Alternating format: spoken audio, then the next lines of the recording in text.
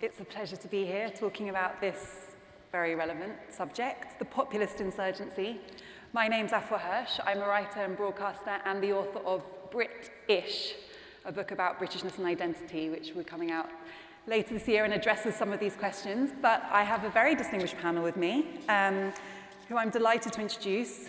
Over here, we have Paul Mason, the Guardian journalist and filmmaker.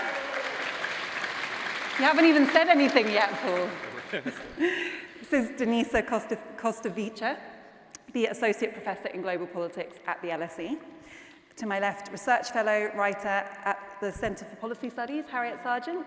And last but not least, Dunt, the author of Brexit, What the Hell Happens Now?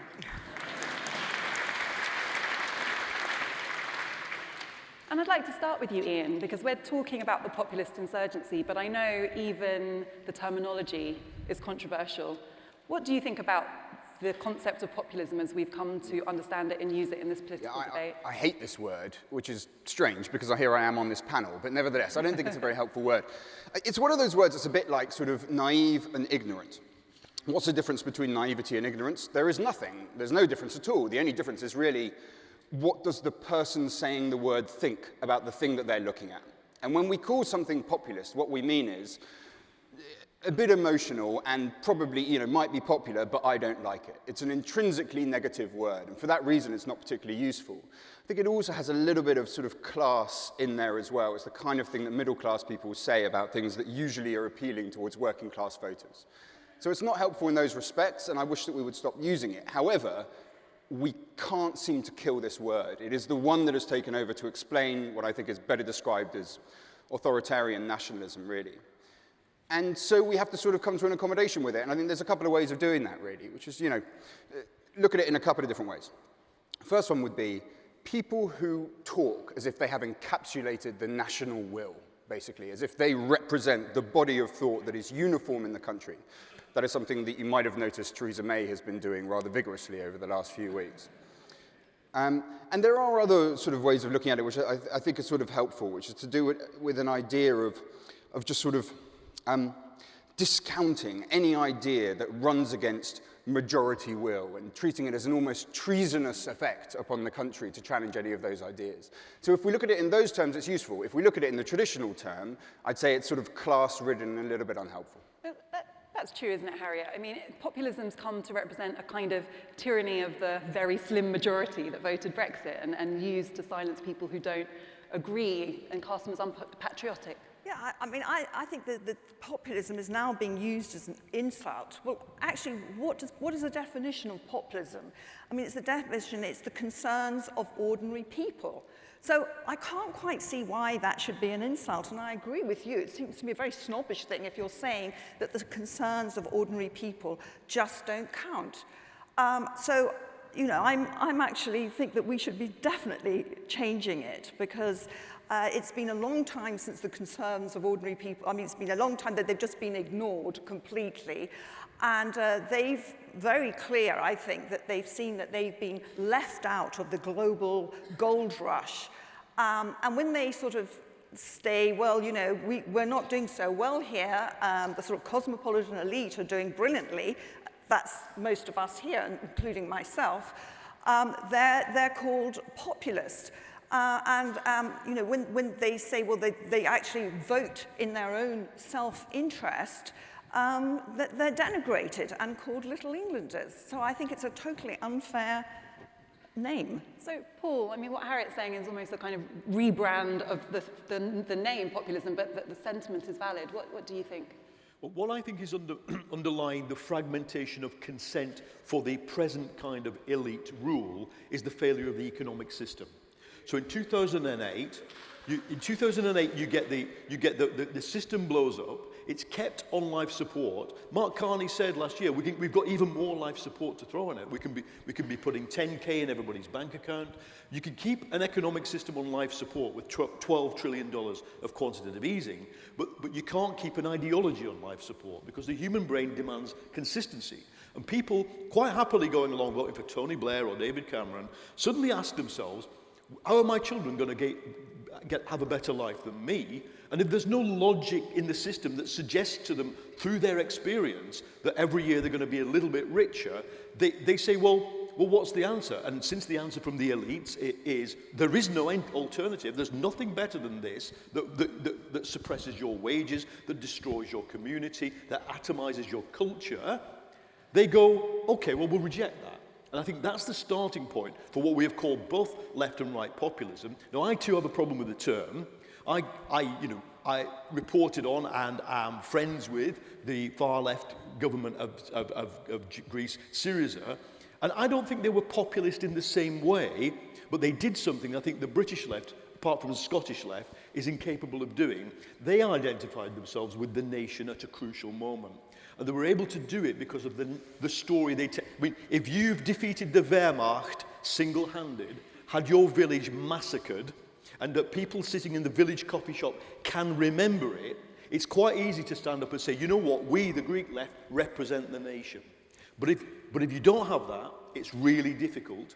And we kind of, for some reason, the British Labour left, just generally, has lost its desire, I think, to represent the nation in the way the Greek and Spanish left sometimes try to do so.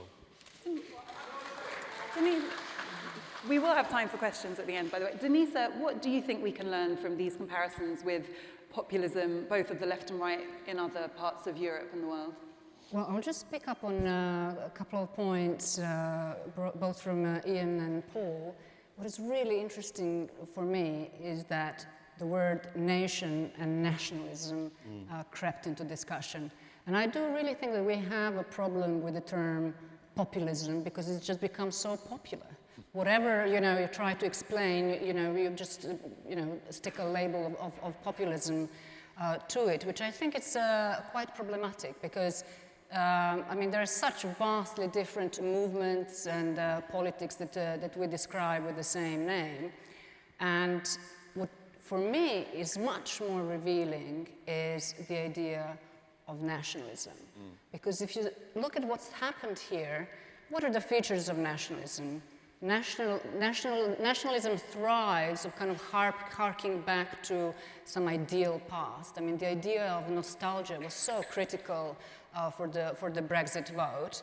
Also, nationalism divides. And from what I can see in the UK, nation is divided many different ways between different nations, but also within a nation. This is all in the logic of nationalism.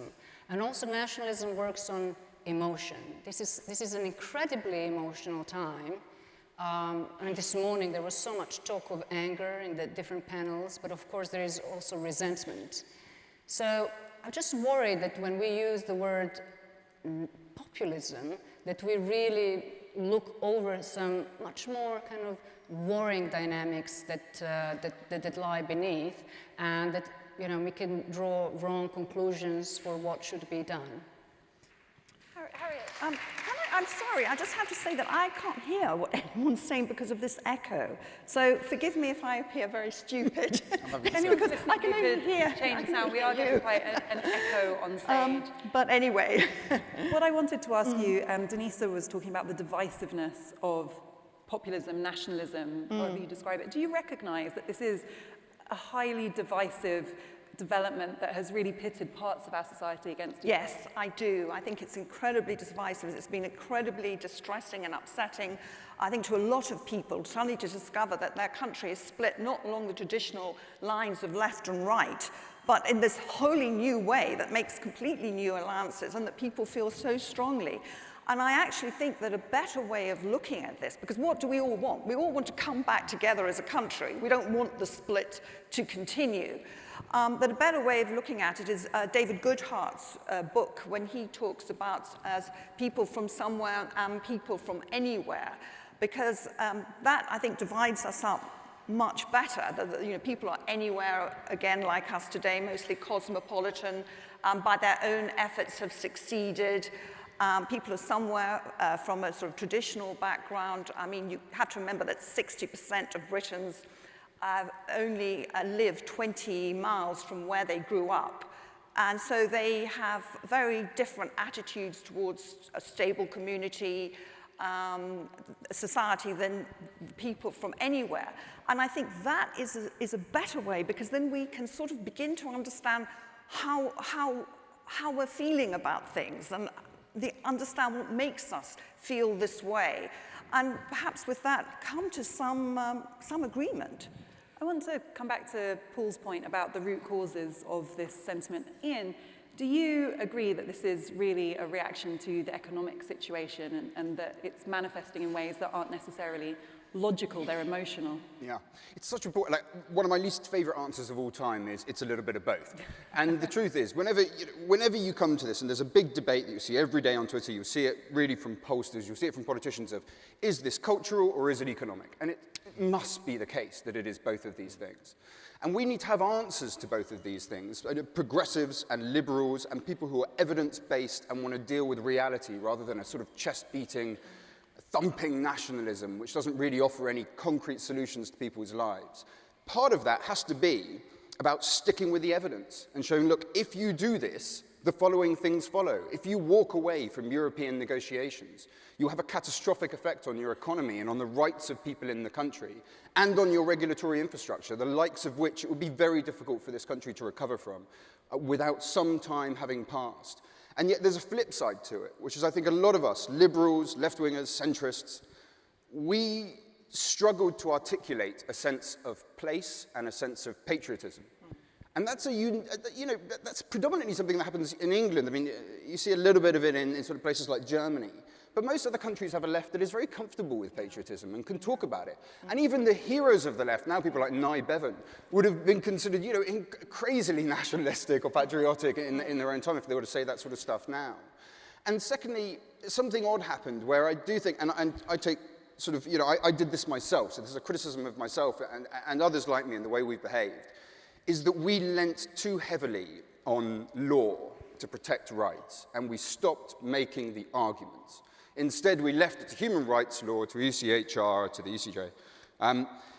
Instead of that, there has to be a more trenchant, plain-speaking, emotionally intelligent conversation from the left and from liberals. Part of that comes from the split that we saw from Blair and from the fall of the Berlin Wall, which was really where liberals broke off from the Labour movement. So people who previously would have had a political education, talking in trade union meetings, talking in sort of, in proper working class communities, suddenly lost all contact with those cultures. And so suddenly, when questions were brought up about immigration, they didn't know how to answer it to please those kind of rooms. That was not a problem that liberals and left-wingers used to have in the 70s and the 60s. It is a problem that we have now. And that goes to the heart of the split that we saw. I'm glad you raised immigration. Paul? We've had a lot of talk about the Labour manifesto, but I think for me the thing that struck me the most, and actually that I've heard the least about, is the departure from the narrative on immigration we've heard for so many years now, saying actually we will take an evidence-based approach to immigration depending on what the economy needs. That felt to me like a very significant departure from the political consensus that we need to put a cap on immigration. Is that part of the solution? I think before I answer that, I want to try and come back to what is going on in the debate. Because if you're separate from it, you can come away, especially if you're London-based, you can come away with the idea that everybody in small working-class towns has gone nationalist and xenophobic. And I'm quite closely in touch with my own town and people in the Labour Party there, Lee in Lancashire. And I've written a book chapter for a book called The Great Regression, which touches on this experience. What has happened culturally is that the working class culture that is the only thing that keeps people sort of any kind of identity in a place like that has been removed from work. So the work you do is the name badge you wear is for the customer and the manager, not for you. You have no identity for that in these warehouses and these coffee bar places. You're nothing. And in fact, the other thing is, for many working class manual and low-skilled workers, they live with something we probably don't understand, a continual threat of violence, either of coercion through economics or actual physical violence on building sites, in weighbridges of truck stops, from security guards. So you are really pent up. Now what happens is, typically, the old Labour left is fighting a big culture war in the pubs and clubs of these towns. And you will typically see ex-miners, left-wing people, like this, literally finger pointing every night over a pint with who? UKIP. There's nothing in between. Now, I wish there was something in between. I wish, in other words, that there was a sort of, whether it's Bevanite or Bevinite, old Labour centrism that had that kind of muscularity, maleness, whiteness, whatever you want to call it, that was able to face down xenophobic nationalism and racism. But by and large, it's not because of Blairism. I don't blame Blairism for this. It's because there has emerged the future of the workforce, which is high-skilled, high-educated, globally integrated. The things UKIP says in its manifesto cannot be said inside the building of most multinational companies. That's how different the two worlds are.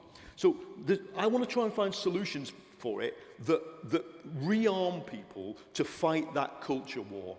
And I mean, I think we're at the start. I don't know what all the solutions are, but I'm really interested in learning from people who are actually doing it. I mean, if I may add, I said to a meeting of very trendy young people, I'm going to go to Stoke and campaign for Labour. And they all clapped and they said, but you don't want to know what I say because you won't like it. You will not like the tone of the conversation I have and my friends have to pull working class people away from this, because it will not go down well in a university seminar.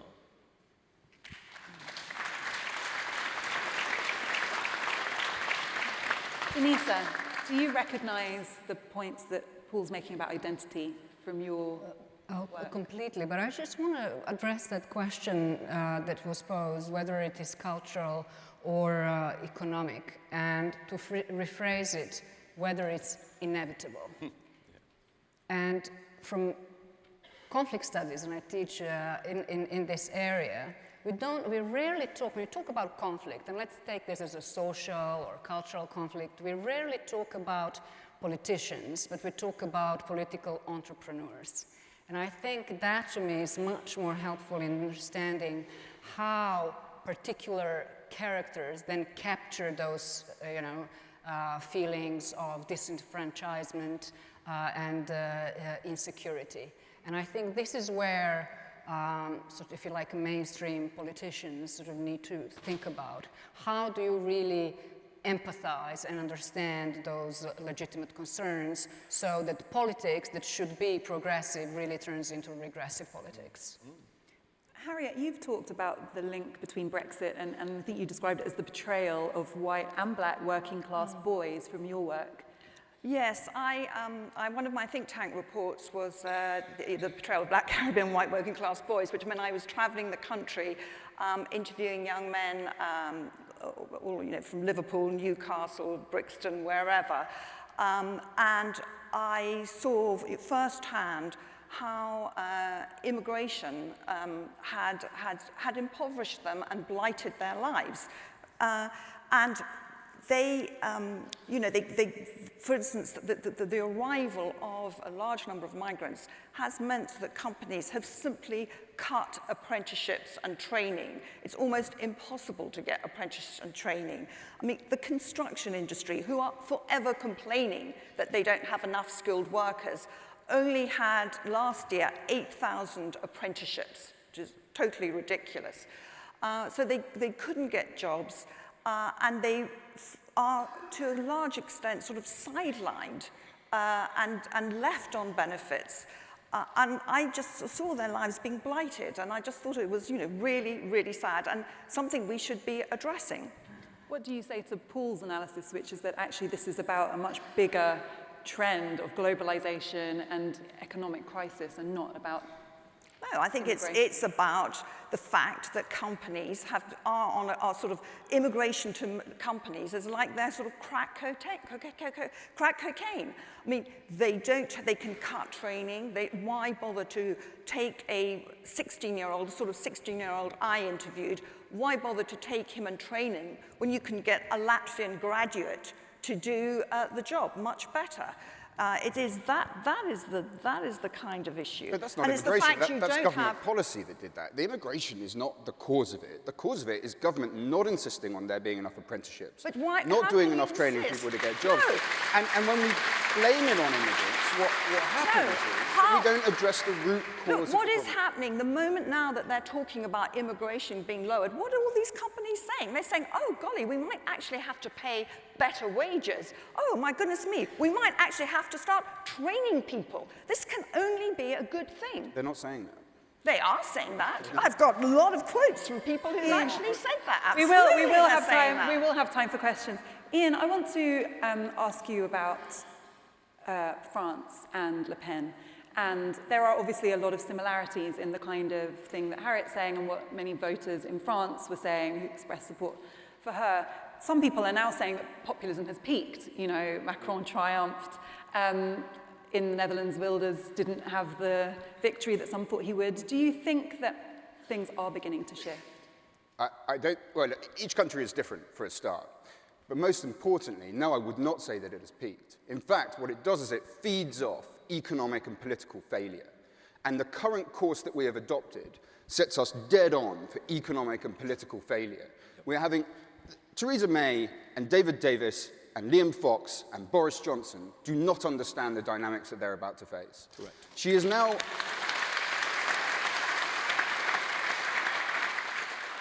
now using a general election campaign to pretend that she'll have a mandate for a hard Brexit, where really what she has a mandate is to not be Jeremy Corbyn. She is then using that campaign to deliver some of the most poisonous rhetoric against Europe, this nonsense Erdogan-type stuff about they're trying to, destabilize our democracy and undermine our election, by briefing German newspapers. The most absurd, is one of the most absurd speeches I've ever seen by a British Prime Minister, I have to say. Well, I don't think Juncker... And the repercussions of this are very, very severe indeed. If, as now seems increasingly likely, she's brought this UKIP vote over wholesale into the Conservative Party, making a mockery of this argument, by the way, that, she'll be able to deliver a softer Brexit when she has a larger majority. That is not what is going to happen. She's going to pull out of talks because her primary personal incentive when things get hard will now be to wrap herself up in the flag like Boudica and storm off from the negotiating table, rather than make the compromises on European Court of Justice jurisdiction and freedom of movement that she needs to make in order to deliver us a decent timetable for a decent deal. We will be a poorer country because of it. And when we are a poorer country because of it, they're not going to blame Brexit. Of course not. They're going to blame Europe, and they're going to blame immigrants. And it will provide more fuel for populism.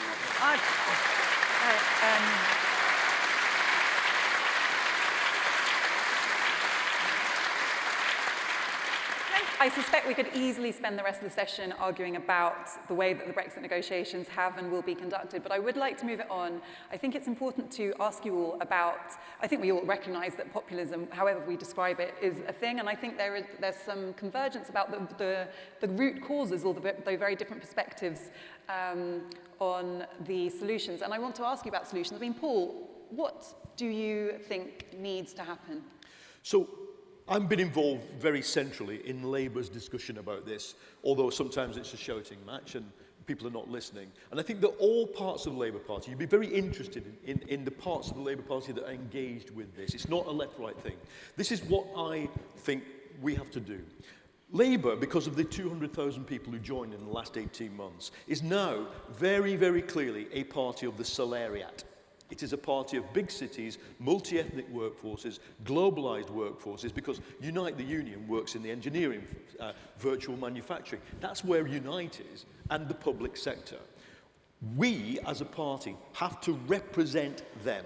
That is what we have decided to do. Now, what that means is culturally, there's lots of small towns, there's lots of places that are just manual work, there's lots of places where you can still hear people saying it's terrible, you can't have a gollywog on a marmalade jar, and you can't buy your daughter a pink dress because it's... you still hear people saying that. All we can offer them is the Starship enterprise full of money that lands on their town and says library, school, hospital, police force. And if you don't want it, and you want something else, called national pride, Brexit, wrap yourself in like, have it, but you can't eat it.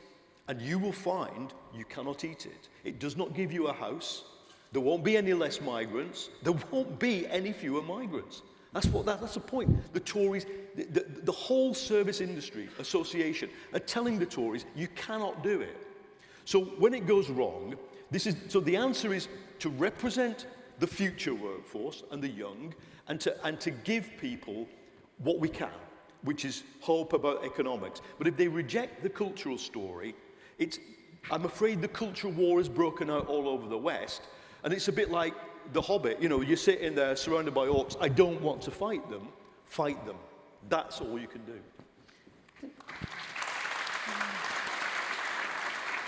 Denisa, do you think that people are going to have to learn this the hard way, if Paul is right, as in try the Brexits or whatever other political changes they think are the solution, to then learn that actually only public services and less inequality is going to really solve their problems? What I think, both at the national level, but maybe if I could just bring a little bit of an international perspective to this, one thing that really worries me about the debate and Brexit is how this has given sort of the voice to the populists abroad. So, for example, in the Balkans, that I know best, populists have rejoiced.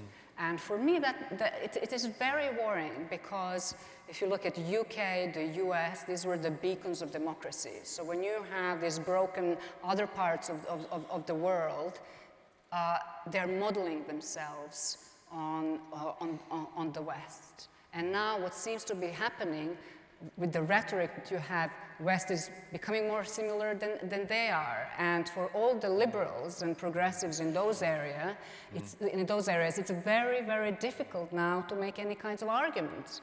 If you look at, if you argue for European enlargement, for Europeanization, the response is, why are you pushing this down our throats? Because, even Brits don't want it. Yeah. So this is very, very problematic. So from that perspective, and what I see, I think,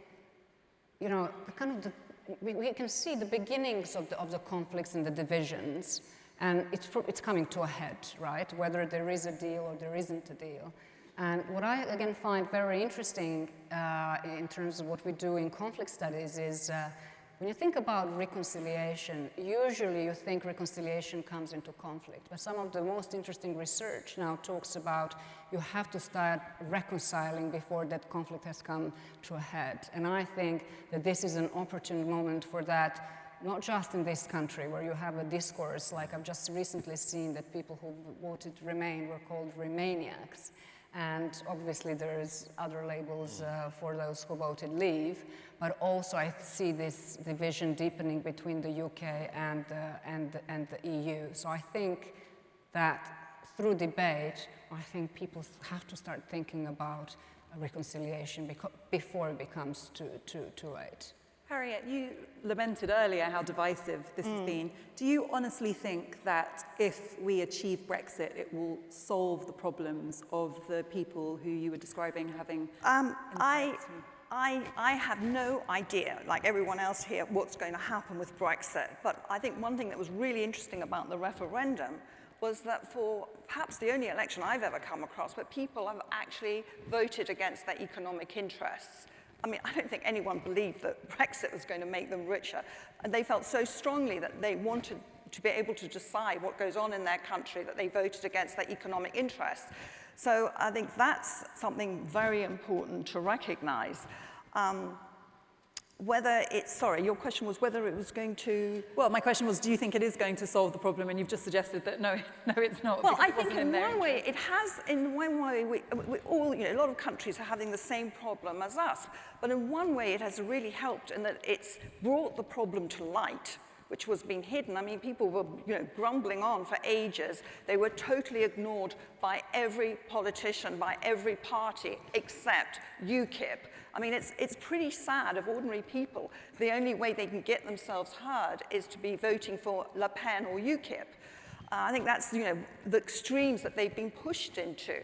But at least now we know there is a problem, and at least now we are, I think in this country, I think I probably disagree with everybody here, but I actually think that May is trying to address it. And I think that's healthier. I actually think that we are in, whatever's going to happen in Brexit, I think that we, from a social point of view, are in a healthier position than a lot of other countries. Ian, what do you think is the solution to the populist insurgency? It's a really big question. It is a big question. You've got about 2 minutes to answer. Oh, that's fantastic. Good. That sounds good. First of all, it's that you need to make sure, and we do not lose sight of this, it is the anchor in the storm, is you make sure that you serve people's economic interests, that you make them wealthier than their parents, and that they feel there is a sense of momentum to their lives, and that is about material possession, but it's also about that classic Leave slogan of taking back control. Now, Brexit is not taking back control. Brexit is losing control in the most catastrophic way imaginable.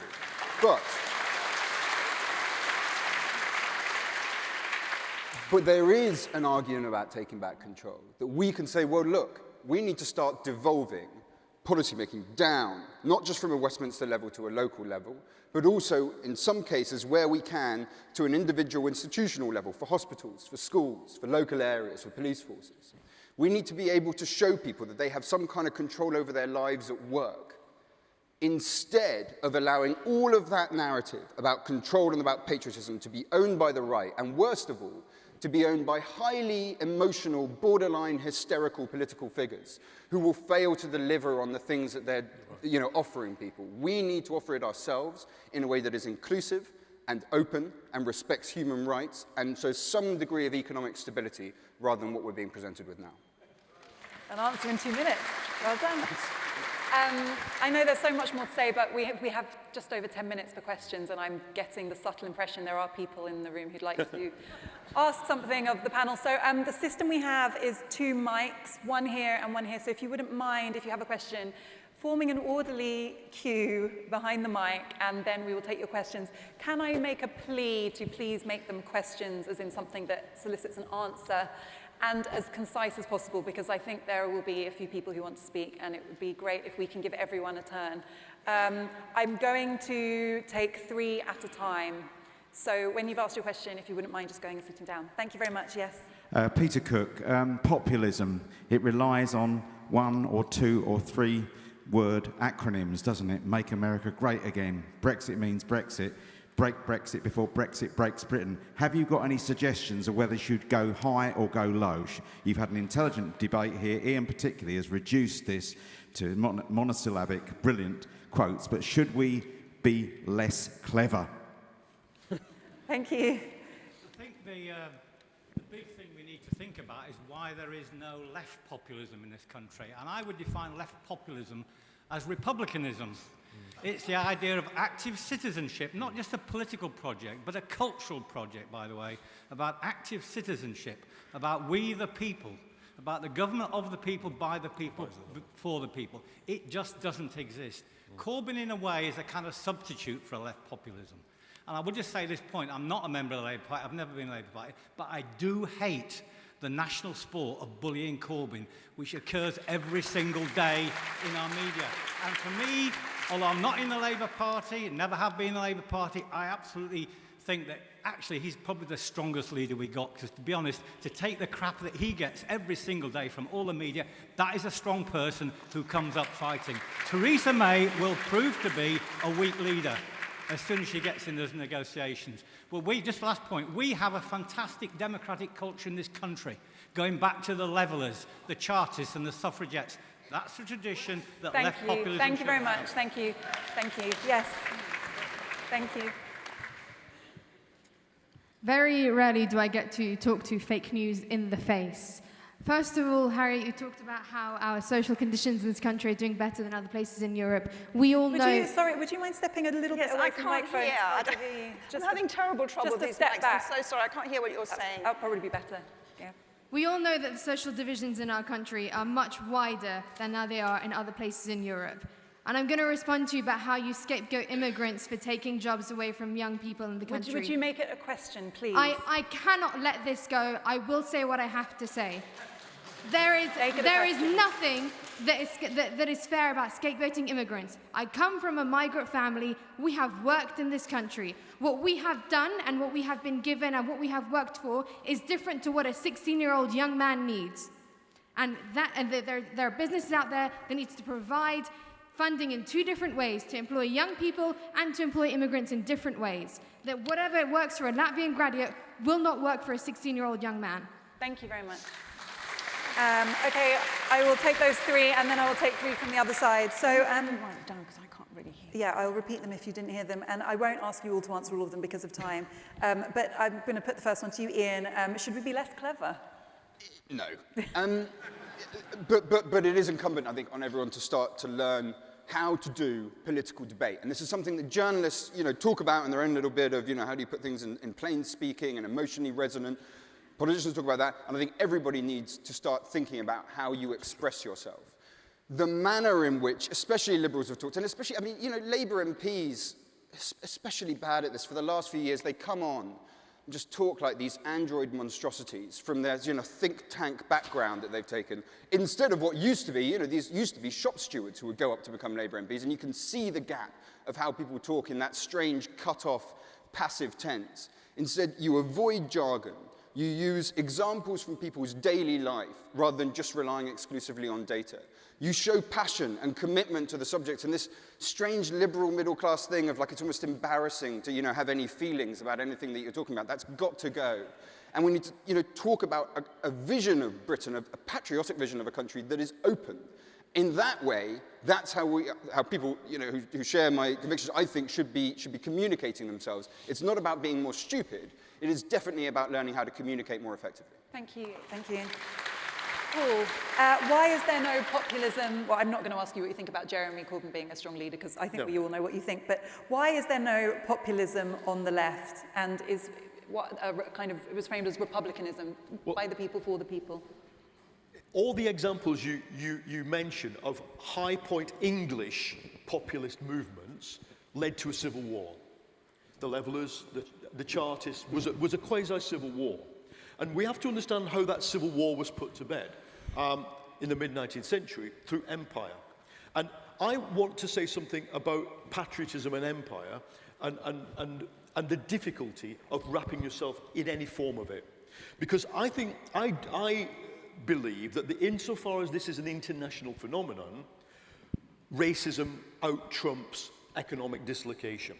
See, if you can be economically poor, you can have your life smashed up, because the black people of Detroit know all about that. But it doesn't make you become a racist.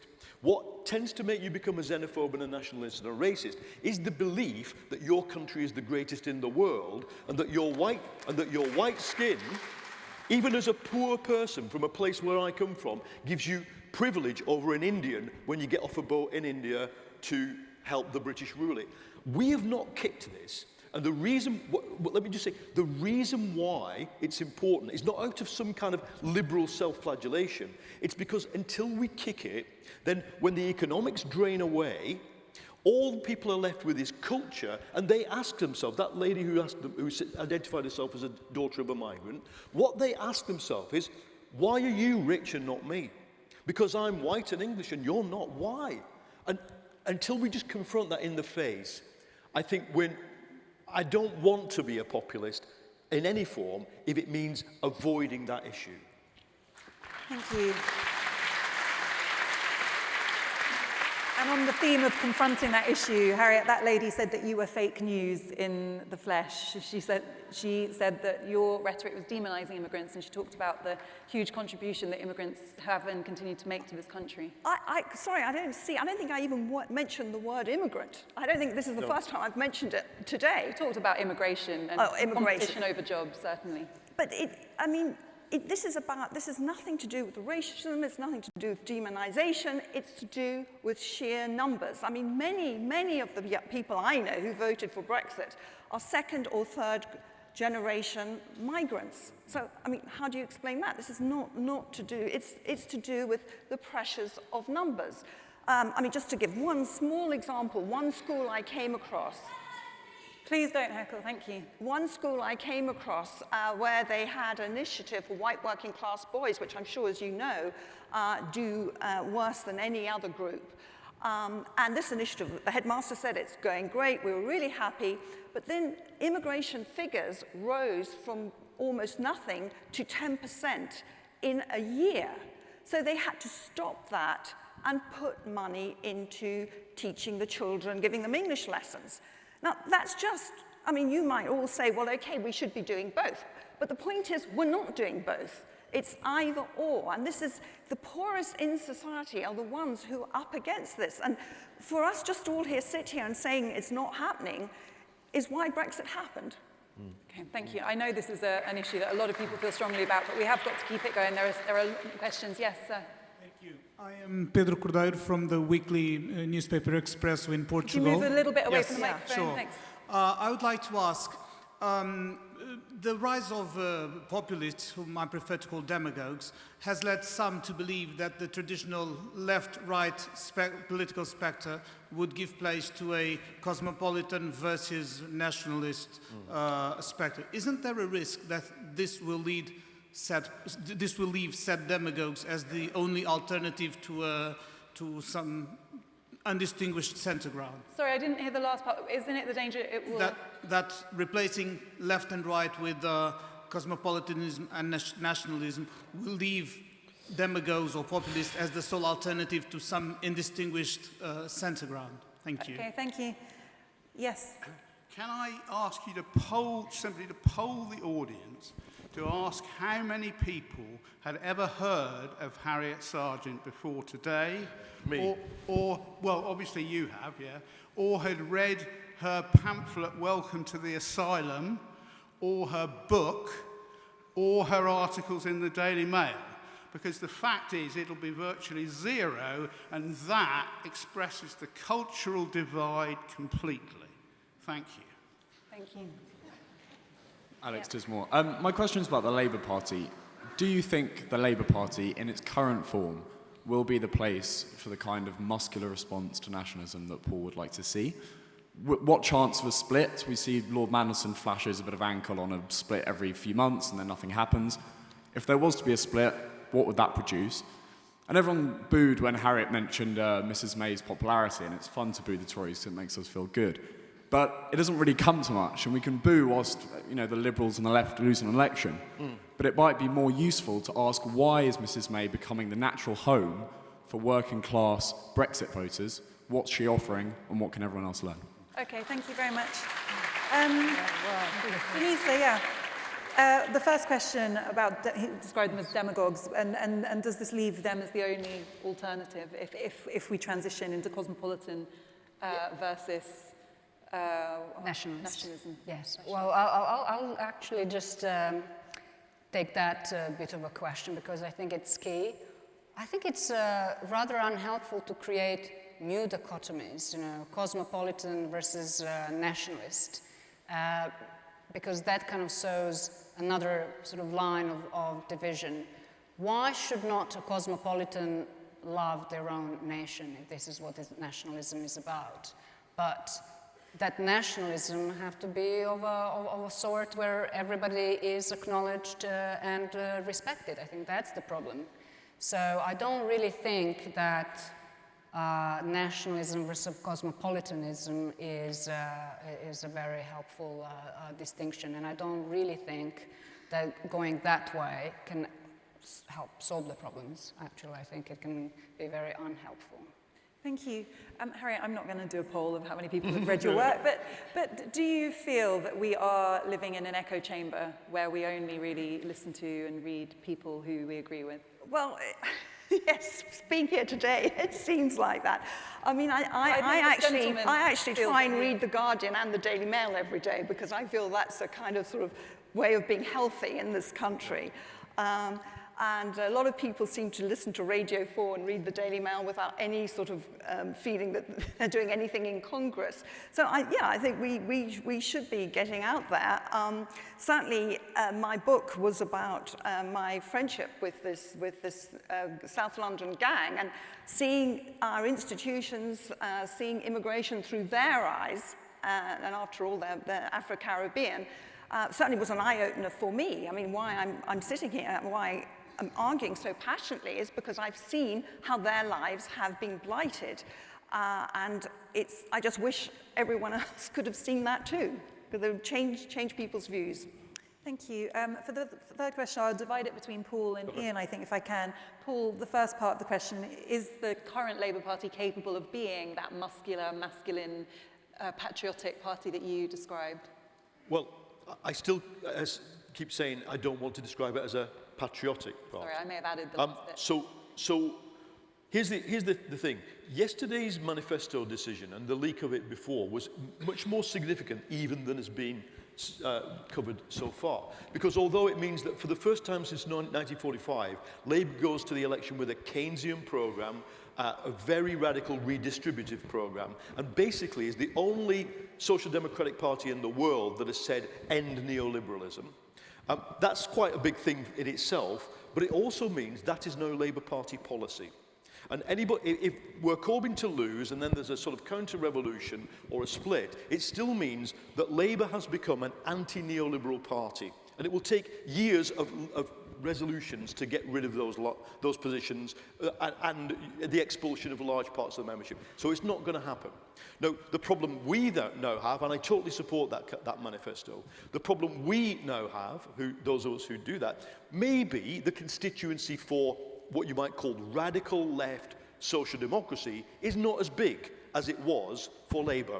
Okay, so whether it's in the form of an expanded Liberal Party, Vince Cable's been talking to various people in Labour for many a month since Brexit about creating a new centrist party.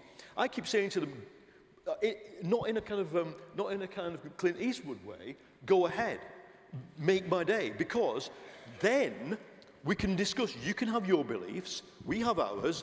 We have to unite against the right. We have to.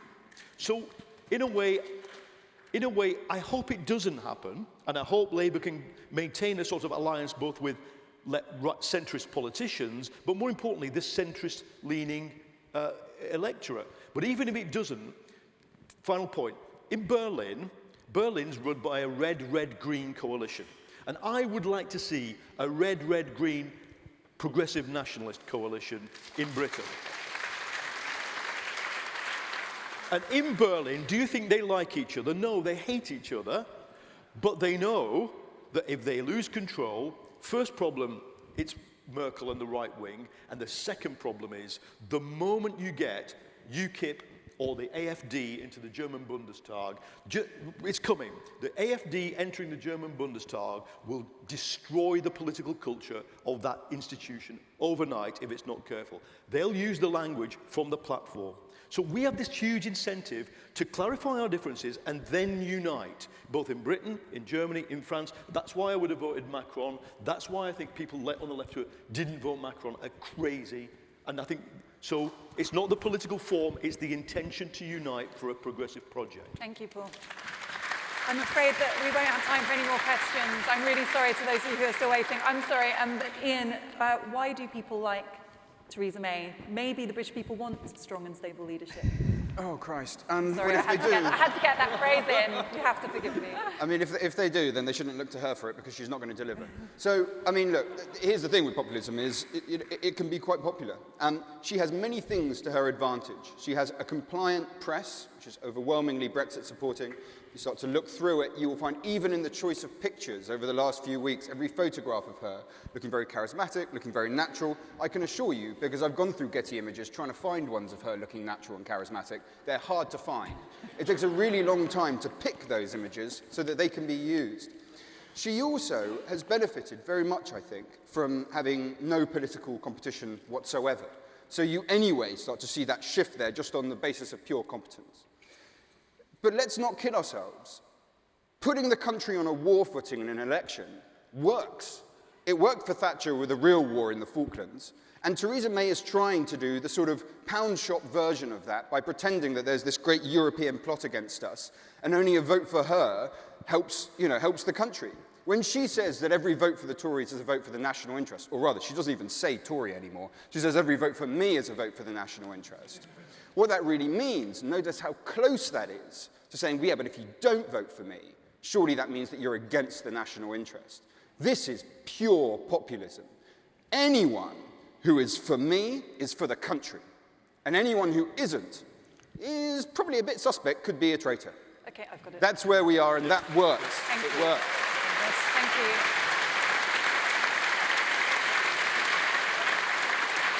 That, to me, Thank is an you, example thank of you. a populist speech. Thank you in very terms much. of this hall. This argument will, I can promise, go on. Thank you very much for listening, and thank you so much to my Okay, panel. thank you. Stay sat. Stay sat.